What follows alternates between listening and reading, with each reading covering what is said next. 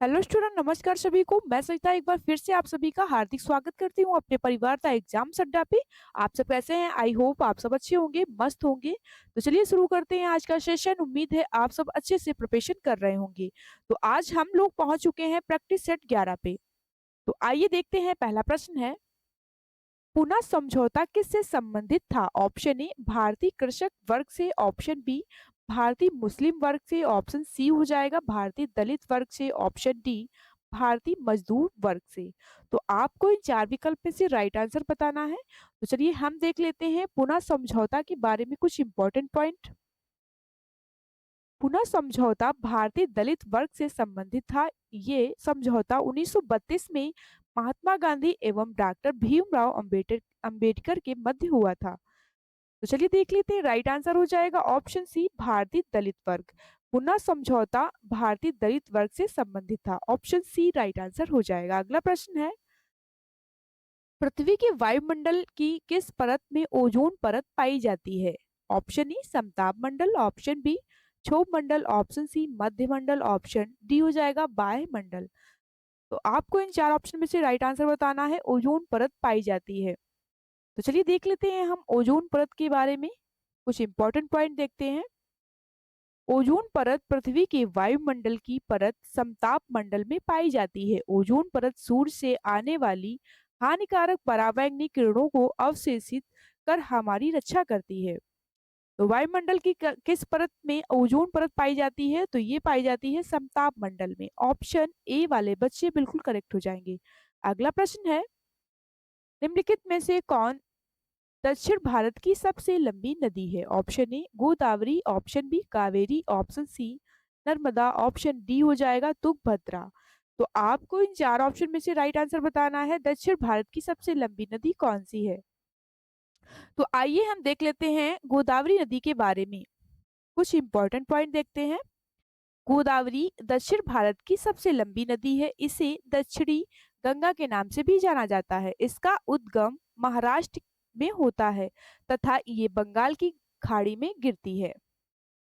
तो कौन सी दक्षिण भारत की सबसे लंबी नदी है? तो ये हो जाएगी गोदावरी नदी। ऑप्शन ए राइट आंसर हो जाएगा। अगला प्रश्न है, सबसे छोटा महासागर कौन सा है? Option A Hind, option B हो जाएगा प्रशांत महासागर, ऑप्शन सी अकार्कटिक महासागर, ऑप्शन डी अटलांटिक महासागर। तो आपको इन चार ऑप्शन में से राइट आंसर बताना है। सबसे छोटा महासागर कौन सा है? तो चलिए देख लेते हैं हम कुछ पॉइंट। सबसे छोटा महासागर अकार्कटिक महासागर है। सबसे बड़ा महासागर प्रशांत महासागर है।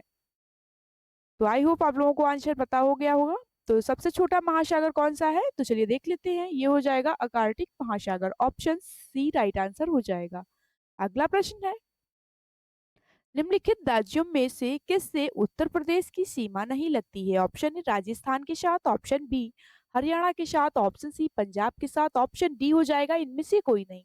तो आपको इन चार विकल्प में से राइट आंसर बताना है किससे उत्तर प्रदेश की सीमा नहीं लगती है। तो चलिए देख लेते हैं हम पहले कुछ इंपॉर्टेंट पॉइंट। पंजाब के साथ उत्तर प्रदेश की सीमा नहीं लगती है। उत्तर प्रदेश की सीमा हिमाचल प्रदेश, हरियाणा, राजस्थान, मध्य प्रदेश, छत्तीसगढ़, झारखंड, बिहार, उत्तराखंड तथा केंद्र शासित प्रदेश दिल्ली से लगती है। तो चलिए देख लेते हैं। राइट आंसर हो जाएगा ऑप्शन सी पंजाब के साथ। उत्तर प्रदेश की सीमा पंजाब के साथ नहीं लगती है। अगला प्रश्न है, राष्ट्रीय खाद्य सुरक्षा अधिनियम निम्नलिखित में से किस वर्ष में पारित किया गया था? ऑप्शन ए वर्ष 2012 में, ऑप्शन बी वर्ष 2011 में, ऑप्शन सी वर्ष 2013 में, ऑप्शन डी वर्ष 2014 में। तो आपको इन चार ऑप्शन में से राइट आंसर बताना है। तो चलिए देख लेते हैं राष्ट्रीय खाद्य सुरक्षा के बारे में कुछ इंपॉर्टेंट पॉइंट।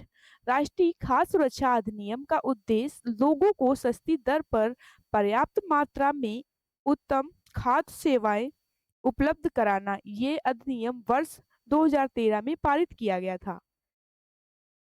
राष्ट्रीय खाद्य सुरक्षा अधिनियम किस वर्ष पारित हुआ था? तो ये हुआ था वर्ष 2013 में। ऑप्शन सी राइट आंसर हो जाएगा। अगला प्रश्न है, संविधान में जन स्वास्थ्य व स्वच्छता तथा अस्पताल और औषधालय किस सूची में आते हैं? ऑप्शन ए समवर्ती सूची, ऑप्शन बी केंद्र सूची ऑप्शन सी हो जाएगा, राज्य सूची ऑप्शन डी, इनमें से कोई नहीं। तो आपको इन चार विकल्प में से राइट आंसर बताना है। तो चलिए हम देख लेते हैं राज्य सूची के बारे में कुछ इंपॉर्टेंट पॉइंट। संविधान में जन स्वास्थ्य व स्वच्छता तथा अस्पताल और औषधालय आदि राज्य सूची में वर्णित हैं। तो चलिए देख लेते हैं, राइट आंसर हो जाएगा ऑप्शन सी, राज्य सूची। अगला प्रश्न है, जब पानी जम जाता है तो उसका घनत्व ऑप्शन ए शून्य हो जाता है, ऑप्शन बी बढ़ जाता है, ऑप्शन सी नियत रहता है, ऑप्शन डी घट जाता है। तो आपको इन चार विकल्प में से राइट आंसर बताना है। तो चलिए देख लेते हैं हम पहले। जब पानी जम जाता है तो उसका घनत्व घट जाता है और आयतन बढ़ जाता है। यही कारण है कि अत्यधिक ठंड में नदियों के ऊपर बर्फ जम जाती है। पानी का अधिकतम घनत्व 4 डिग्री सेल्सियस पर होता है। तो जब पानी जम जाता है तो उसका घनत्व होता है तो घट जाता है। ऑप्शन डी राइट आंसर हो जाएगा। अगला प्रश्न है, पानी की स्थायी कठोरता को दूर करने के लिए निम्न में से कौन सी विधि का प्रयोग नहीं किया जाता है? ऑप्शन ए कास्टिक सोडा मिलाना, ऑप्शन बी उबालना, ऑप्शन सी आसवन, ऑप्शन डी हो जाएगा सोडियम कार्बोनेट विधि। तो आपको इन चार विकल्प में से राइट आंसर बताना है। तो पहले हम बात कर लेते हैं कुछ पॉइंट के बारे में। पानी की स्थायी कठोरता को दूर करने के लिए उबालने की विधि का प्रयोग नहीं किया जा सकता है। सोडियम कार्बोनेट का प्रयोग जल की स्थायी व अस्थायी कठोरता को दूर करने में किया जाता है। तो चलिए देख लेते हैं, राइट आंसर हो जाएगा ऑप्शन बी उबालना। अगला प्रश्न है, रथ यात्रा महोत्सव का आयोजन कहाँ होता है? ऑप्शन ए पुरी में, option B Haridwar, option C हो जाएगा द्वारिका, ऑप्शन डी उज्जैन। तो आपको इन चार विकल्प में से राइट आंसर बताना है, रथ यात्रा महोत्सव का आयोजन कहाँ होता है। तो चलिए देख लेते हैं पहले हम रथ यात्रा महोत्सव के बारे में कुछ पॉइंट। रथ यात्रा महोत्सव का पुरी उड़ीसा में किया जाता है। यहाँ प्रतिवर्ष भगवान जगन्नाथ की यात्रा निकाली जाती है। तो राइट आंसर हो जाएगा ऑप्शन ए पुरी। अगला प्रश्न है, गंगटोक किस प्रदेश की राजधानी है? Option A Assam, option B Sikkim, option C हो जाएगा अरुणाचल प्रदेश की, ऑप्शन डी त्रिपुरा की। तो आपको इन चार ऑप्शन में से राइट आंसर बताना है। चलिए हम देख लेते हैं सिक्किम के बारे में। गंगटोक भारत के उत्तर पूर्वी राज्य सिक्किम की राजधानी है। ये रानीपुल नदी के पश्चिम में बसा है। तो गंगटोक किस प्रदेश की राजधानी है? तो ये हो जाएगी सिक्किम राज्य की, ऑप्शन बी राइट आंसर हो जाएगा।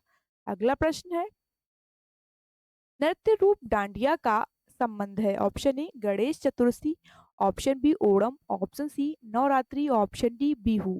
तो आपको इन चार ऑप्शन में से राइट आंसर बताना है, डांडिया का संबंध किससे है। तो चलिए देख लेते हैं डांडिया नृत्य के बारे में कुछ इंपॉर्टेंट पॉइंट। डांडिया को डांडिया रास के रूप में भी जाना जाता है। ये एक नृत्य रूप है जो नवरात्रि के समय गुजरात में किया जाता है। तो डांडिया का संबंध किससे है? तो ये है नवरात्रि से संबंध, ऑप्शन सी राइट आंसर हो जाएगा। नेक्स्ट, तीस्ता जल विवाद किन दो देशों के मध्य है? Option E Bharat Myanmar, Bharat और नेपाल, ऑप्शन सी हो जाएगा भारत बांग्लादेश, भारत भूटान। तो आपको इन चार ऑप्शन में से राइट आंसर बताना है, तीस्ता जल विवाद किन दो देशों के मध्य है। तो आइए हम बात कर लेते हैं तीस्ता नदी के बारे में कुछ इंपॉर्टेंट पॉइंट। तीस्ता नदी भारत के सिक्किम तथा पश्चिम बंगाल राज्य तथा बांग्लादेश से होकर बहती है। तीस्ता नदी की सिंचाई हेतु दोनों देशों के जीवन रेखा कहा जाता है। तीस्ता जल विवाद किन दो देशों के मध्य है? तो ये हो जाएगा भारत और बांग्लादेश के मध्य, ऑप्शन सी राइट आंसर हो जाएगा। अगला प्रश्न है, विश्व पर्यावरण दिवस कब मनाया जाता है? ऑप्शन ए 11 जुलाई, ऑप्शन बी 5 जून, ऑप्शन सी हो जाएगा 5 सितंबर, ऑप्शन डी 12 अक्टूबर। तो आपको इन चार ऑप्शन में से राइट आंसर बताना है, विश्व पर्यावरण दिवस कब मनाया जाता है। तो आइए हम देख लेते हैं पर्यावरण के बारे में कुछ पॉइंट। सबसे पहले विश्व पर्यावरण दिवस मनाने की शुरुआत 1972 में की गई थी। इसकी घोषणा संयुक्त राष्ट्र महासभा ने की थी। सबसे पहले ये साल 1974 में मनाया गया था। तो विश्व पर्यावरण दिवस कब मनाया जाता है? तो ये मनाया जाता है 5 जून को। ऑप्शन बी राइट आंसर हो जाएगा। अगला प्रश्न है, विश्व बैंक का मुख्यालय कहाँ स्थित है? Option A Geneva, option B हो जाएगा Washington DC, option C Paris, option D New York. तो आपको इन चार ऑप्शन में से राइट आंसर बताना है, विश्व बैंक का मुख्यालय कहाँ स्थित है। तो चलिए देख लेते हैं, राइट आंसर हमारा हो जाएगा वाशिंगटन डीसी में। ऑप्शन बी राइट आंसर हो जाएगा। नेक्स्ट, सुंदरवन डेल्टा नदियों द्वारा बनाया गया। Option A Sindhu Brahmaputra, option B हो जाएगा गोदावरी कावेरी, गंगा सिंधु और गंगा ब्रह्मपुत्र।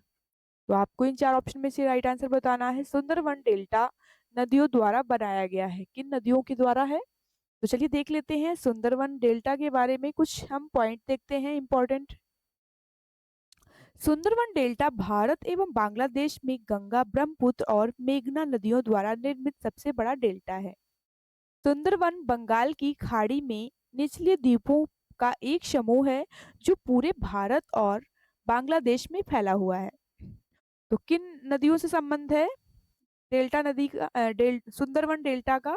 तो चलिए देख लेते हैं, राइट आंसर हो जाएगा ऑप्शन डी गंगा और ब्रह्मपुत्र नदी।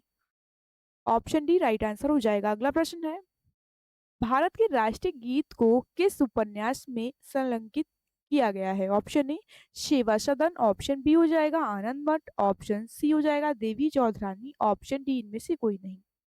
तो आइए हम देख लेते हैं कुछ फैक्ट इंपॉर्टेंट। वंदे मातरम भारत का राष्ट्रीय गीत है और ये बंकिम चंद्र चट्टोपाध्याय द्वारा 7 नवंबर 1875 को लिखा गया था। ये गीत उनके उपन्यास आनंद मठ में संलग्नित है। तो चलिए देख लेते हैं, राइट आंसर हो जाएगा ऑप्शन बी आनंद मठ। अगला प्रश्न है, भारतीय संविधान में निम्नलिखित में से कौन सा अनुच्छेद कृषि और पशुपालन के संगठन में संबंधित है? ऑप्शन ए अनुच्छेद 80 अनुच्छेद 84, ऑप्शन बी हो जाएगा अनुच्छेद 299, ऑप्शन सी अनुच्छेद 92, ऑप्शन डी हो जाएगा अनुच्छेद 48। तो आपको इन चार विकल्प में से राइट आंसर बताना है, कौन सा आर्टिकल कृषि और पशु के संगठन से संबंधित है। तो देखिए राइट आंसर हो जाएगा option D article 48, option D right answer हो जाएगा। अगला प्रश्न है, नए संसद भवन में पहली बैठक कब आयोजित की गई थी? ऑप्शन ए 19 सितंबर 2023, ऑप्शन बी हो जाएगा 22 सितंबर 2022, ऑप्शन सी 20 सितंबर 2023, ऑप्शन डी 24 सितंबर 2023। तो आपको इन चार ऑप्शन में से राइट आंसर बताना है। तो हम बात कर लेते हैं नए संसद भवन के बारे में।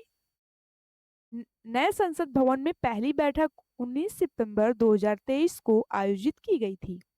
ये भारतीय लोकतंत्र के इतिहास में एक महत्वपूर्ण दिन था। तो पहली बैठक कब आयोजित की गई थी? तो ये की गई थी 19 सितंबर, ऑप्शन ए राइट आंसर हो जाएगा। अगला प्रश्न है, अम्ल और उस पदार्थ जिसमें पाया जाता है इनमें से कौन सा युग्म सम्मिलित नहीं है? ऑप्शन ए एस्कर्बिक अम्ल इमली से, ऑप्शन बी हो जाएगा ऑक्जेलिक अम्ल पालक से, ऑप्शन सी लैक्टिक अम्ल दही से, ऑप्शन डी एसिटिक अम्ल सिरका से। तो आपको इन चार विकल्प में से राइट आंसर बताना है। तो चलिए देख लेते हैं, राइट आंसर हो जाएगा ऑप्शन ए एस्कर्बिक अम्ल इमली से। ऑप्शन ये सम्मिलित नहीं है, ऑप्शन ए राइट आंसर हो जाएगा। अगला प्रश्न है, गैस विकसित होती है जब जिंक हाइड्रोक्लोरिक एसिड के साथ अवक्रिया करता है। Option A hydrogen chloride, option B hydrogen, option C chlorine, option D oxygen. तो आपको इन चार ऑप्शन में से राइट आंसर बताना है। तो चलिए देख लेते हैं, राइट आंसर हो जाएगा option B hydrogen. Hydrogen gas विकसित होती है जब जिंक हाइड्रोक्लोरिन एसिड के साथ अपक्रिया करता है। ऑप्शन बी राइट आंसर हो जाएगा। नेक्स्ट, चंद्रमा के धरातल से देखने पर आकाश का रंग कैसा दिखाई देता है? ऑप्शन ए लाल, ऑप्शन बी काला, ऑप्शन सी नीला, ऑप्शन डी श्वेत। तो आपको इन चार ऑप्शन में से राइट आंसर बताना है। तो आइए देख लेते हैं हम कुछ इंपॉर्टेंट पॉइंट। चंद्रमा के धरातल से देखने पर आकाश का रंग काला दिखाई देता है क्योंकि चंद्रमा पर धूल के कण तथा वायुमंडल की अनुपस्थिति के कारण प्रकाश का प्रकीर्णन नहीं होता है।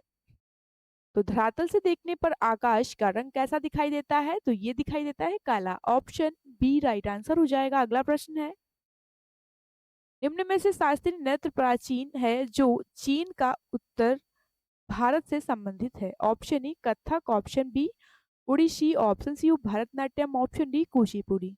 तो आपको इन चार ऑप्शन में से राइट आंसर बताना है। तो हम बात करते हैं कथक नृत्य के बारे में। कथक उत्तर प्रदेश का शास्त्रीय नृत्य है। उत्तर प्रदेश में राष्ट्रीय कथक संस्थान लखनऊ में स्थित है। चलिए देख लेते हैं, राइट आंसर हो जाएगा ऑप्शन ए कथक। अगला प्रश्न है, चाणक्य का अन्य नाम था? Option A Bhatt Swami, option B Vishnugupta, option C हो जाएगा राजशेखर, ऑप्शन डी विष्णु दत्त। तो आपको इन चार ऑप्शन में से राइट आंसर बताना है। चाणक्य का अन्य नाम क्या था? तो आइए हम देख लेते हैं चाणक्य के बारे में। चाणक्य के कितने नाम हैं? तो चलिए देख लेते हैं। चाणक्य के तीन नाम थे, जैसे कि देख लेते हैं चाणक्य, विष्णुगुप्त और कौटिल्य। वे चंद्रगुप्त मौर्य के दरबार के प्रमुख थे और कौटिल्य अर्थशास्त्र नामक पुस्तक के लेखक थे। तो चलिए देख लेते हैं, राइट आंसर हो जाएगा ऑप्शन डी विष्णु दत्त। अगला प्रश्न है, केरल तट को किस नाम से भी जाना जाता है? ऑप्शन ए मालाबार तट, ऑप्शन बी कोंकण तट, ऑप्शन सी उत्तरी सरकार, ऑप्शन डी कोरोमंडल तट। तो आपको इन चार विकल्प में से राइट आंसर बताना है। केरल तट को किस नाम से जाना जाता है? तो चलिए देख लेते हैं, हम बात करते हैं मालाबार तट के बारे में कुछ इंपॉर्टेंट पॉइंट। मालाबार तट उत्तर में गोवा से लेकर दक्षिण में कन्याकुमारी तक विस्तरित है। इस क्षेत्र की मिट्टी का और महीन लेटेराइट प्रकार की होती है। तो केरल तट को किस नाम से भी जाना जाता है? तो ये जाना जाता है मालाबार तट के नाम से। ऑप्शन ए राइट आंसर हो जाएगा। अगला प्रश्न है, भारतीय राष्ट्रीय कांग्रेस का प्रथम अधिवेशन महात्मा गांधी द्वारा संबोधित किया गया था? Option A Amravati, option B Karachi में, ऑप्शन सी हो जाएगा बेलगांव और ऑप्शन डी हो जाएगा नागपुर। तो आपको इन चार विकल्प में से राइट आंसर बताना है। तो चलिए हम देख लेते हैं राष्ट्रीय कांग्रेस अधिवेशन के बारे में। भारतीय राष्ट्रीय कांग्रेस का प्रथम अधिवेशन बेलगांव में संपन्न हुआ था, जिसे महात्मा गांधी ने संबोधित किया था और 1924 में संपन्न इसी एकमात्र भारतीय राष्ट्रीय कांग्रेस के अधिवेशन की अध्यक्षता महात्मा गांधी द्वारा की गई थी। तो चलिए देख लेते हैं, राष्ट्रीय कांग्रेस का प्रथम अधिवेशन महात्मा गांधी द्वारा संबोधित किया गया था कहाँ? तो ये हुआ था बेलगांव में। ऑप्शन सी राइट आंसर हो जाएगा। अगला प्रश्न है, रेगुलेटिंग एक्ट पारित किया गया था? ऑप्शन ए 1973 में, ऑप्शन 1773 में, ऑप्शन बी हो जाएगा 1784 में, ऑप्शन सी 1774 में, ऑप्शन डी हो जाएगा 1793 में। तो आपको इन चार विकल्प में से राइट आंसर बताना है। रेगुलेटिंग एक्ट पारित किया गया था किस सन में? तो चलिए आइए देख लेते हैं हम रेगुलेटिंग एक्ट के बारे में कुछ इंपॉर्टेंट पॉइंट। रेगुलेटिंग एक्ट 1773 में पारित किया गया था। इस एक्ट का उद्देश्य ईस्ट इंडिया कंपनी के प्रशासन में सुधार करना था। रेगुलेटिंग एक्ट पारित किया गया था, तो कब पारित किया गया था? ये पारित किया गया था 1773 में। ऑप्शन ए राइट आंसर हो जाएगा। अगला प्रश्न है, कंप्यूटर के संदर्भ में ट्रैकर बॉल एक डिवाइस है? ऑप्शन ए आउटपुट है, option B input, option C storage, option D processing. तो आपको इन चार विकल्प में से राइट आंसर बताना है। तो आइए देख लेते हैं इनपुट डिवाइस के बारे में कुछ इंपॉर्टेंट पॉइंट। इनपुट डिवाइस जिनके द्वारा कंप्यूटर में डेटा इनपुट करने का कार्य किया जाता है, अर्थात वे जी के द्वारा आंकड़े, शब्द या निर्देश मेमोरी में डाले जाते हैं, इनपुट डिवाइस कहलाते हैं। कंप्यूटर के संदर्भ में ट्रैकर बॉल एक इनपुट डिवाइस है। ऑप्शन बी राइट आंसर हो जाएगा। अगला प्रश्न है, प्रत्येक माइक्रोसॉफ्ट एक्सेल फाइल को क्या कहते हैं? ऑप्शन ए हो जाएगा chart sheet, option B workbook, option C worksheet, option D PDF. तो आपको इन चार ऑप्शन में से राइट आंसर बताना है। तो चलिए देख लेते हैं। प्रत्येक एक्सेल फाइल को वर्कबुक कहते हैं क्योंकि इसमें टेक्स्ट और डाटा होता है जिसमें वेरीफाई किया जा सकता है। तो माइक्रोसॉफ्ट एक्सेल फाइल को क्या कहते हैं? तो हम कहते हैं workbook. Option B right answer हो जाएगा। अगला प्रश्न है, 1975 में राष्ट्रीय आपातकाल की घोषणा के समय भारत के राष्ट्रपति निम्नलिखित में से कौन थे?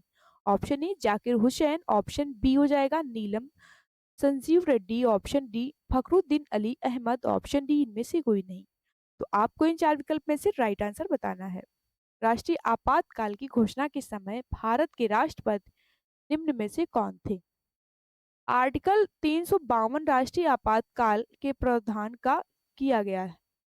तो राइट आंसर हो जाएगा ऑप्शन सी फखरुद्दीन अली अहमद थे। ऑप्शन सी वाले बच्चे बिल्कुल करेक्ट हो जाएंगे। तो आज का सेशन हमारा यहीं तक था। अगर आप लोगों को ये सेशन पसंद आया हो तो लाइक शेयर और चैनल को सब्सक्राइब करें। जय हिंद, जय भारत। फिर मिलते हैं अगली क्लास में। Thank you so much.